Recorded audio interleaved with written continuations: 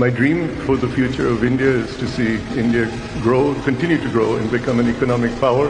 And I hope that we can all play our parts as we are to make it the great power it needs to be.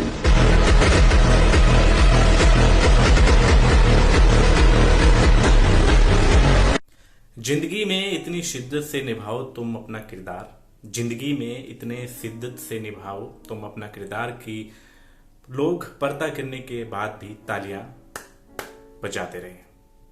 जी हाँ, लोग पर्दा गिरने के बाद भी तालियां बजाते रहे। कहने का संक्षेप यह है कि जिंदगी में कुछ ऐसे काम करिए कि लोग आपके जाने के बाद भी आपको याद करते रहे।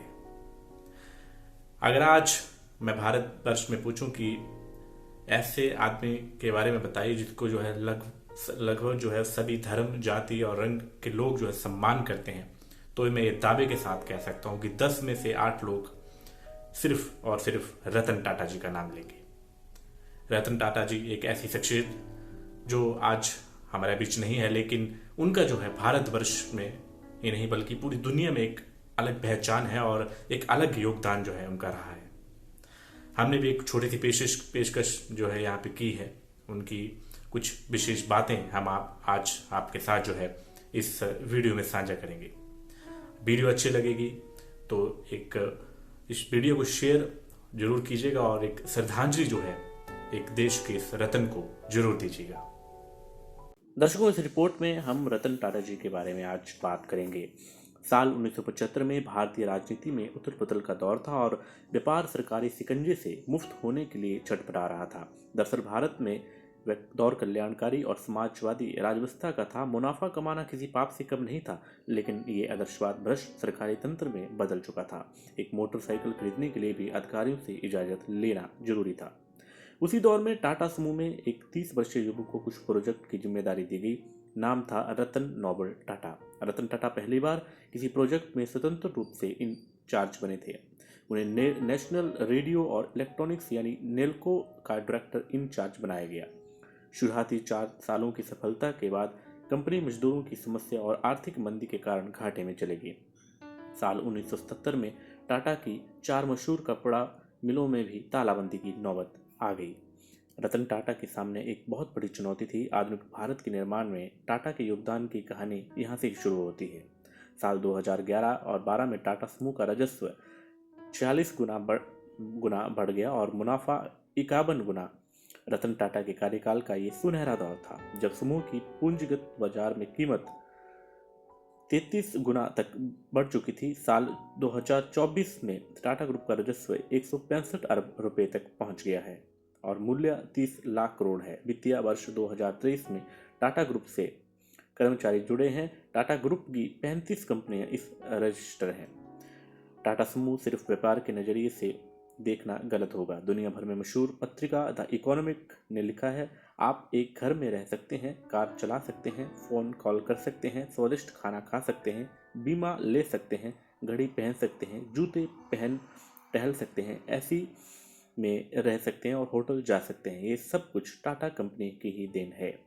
70 के दशक में भारत की अर्थव्यवस्था आगे बढ़ती है और 1991 में आर्थिक मंदी से निपटने के लिए भारत के दरवाजे विदेशी कंपनी के लिए खोल दिए जाते हैं। विदेशी कंपनियों को टक्कर देने के लिए टाटा समूह भी पूरी तरह से तैयार था और कमान रतन टाटा के हाथ में ही थी। ग्रुप के पास अब सीमेंट, टेक्सटाइल, कॉस्मेटिक, सॉफ्टवेयर, वित्त और रिटेल सेक्टर में काम करने वाली कंपनी थी। रतन टाटा ने इन कंपनियों पर ग्रुप के बैनर तले काम करने की जगह अपने स्तर से बढ़ने का मौका दिया और अपनी हिस्सेदारी भी कम की। आर्थिक जगत में ग्लोबलाइजेशन यानी वैश्वीकरण मॉडल की शुरुआत हुई थी। टाटा समूह ने कई कंपनियों का अधिग्रहण किया और अपने कारोबार को 100 देशों तक फैला दिया। रतन टाटा ने समूह की कमान संभाली थी तो ग्रुप का वैश्विक राजस्व 10% था और जब ये रिटायर हुए तो ये बढ़कर 67% तक पहुंच गया। इसके साथ ही पूरी दुनिया में इसका कारोबार 100 देशों तक पहुंच चुका था। हालांकि रतन टाटा के लिए ग्लोबलाइजेशन का मतलब दूसरे देशों में कंपनियां खोलकर मुनाफा कमाना नहीं था। भारत में आ रही कंपनियों के लिए प्रतिस्पर्धा बने रहने की भी महत्वपूर्ण था।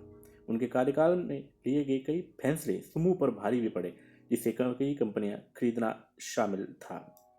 जुगार और लैंड रोवर जैसी कंपनियों को खरीदना जहां बड़ी सफलता थी, वहीं बाद में ही घाटे का दशकों आपको बताते चले टाटा समूह पर किताब the Tatas how a family build a business and a nation के लेखक गिरीश कुबेर बताते हैं कि टाटा समूह ने बिजनेस को हमेशा सामाजिक जरूरतों के हिसाब से शुरू किया। कुबेर बताते हैं कि एक बार वे किताब के सिलसिले में रतन टाटा से बात करने गए तो उनका मन बहुत खिन्न था।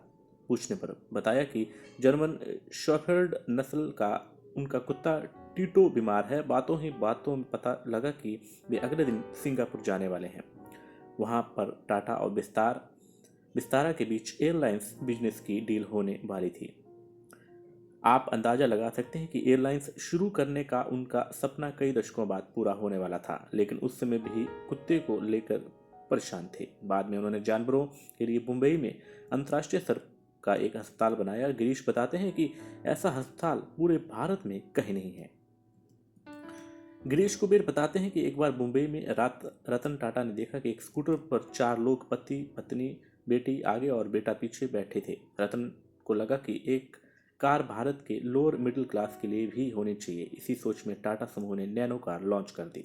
टाटा ने तमाम ऐसे उत्पाद लॉन्च किए जो आम जनता की जरूरतों के हिसाब से बनाए गए थे। इसके लिए रतन टाटा ने समूह की कंपनियों को आपस में मिलकर काम करने के लिए प्रेरित किया था। टाटा केमिकल्स और टाटा इंडस्ट्री ने सस्ता वाटर प्यूरिफायर बनाया। ड्रग्स डिलीवरी रिसर्च के लिए टाटा केमिकल और टाटा एंडिनस ने काम किया। साथ ही उन्होंने Tata T, ginger, budget hotel, छोटे ट्रक और सुपर कंप्यूटर जैसे उत्पाद लॉन्च किए।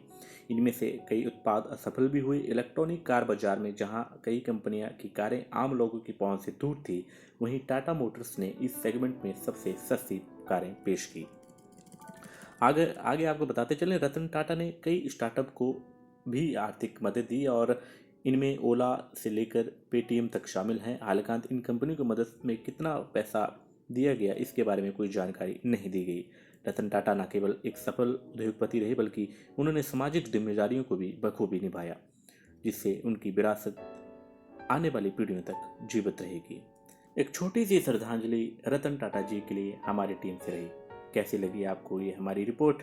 अगर रिपोर्ट अच्छी लगी तो आप भी इसमें जो है अपनी छोटी सी जो श्रद्धांजलि जो है रतन टाटा जी को विनम्र कर सकते हैं।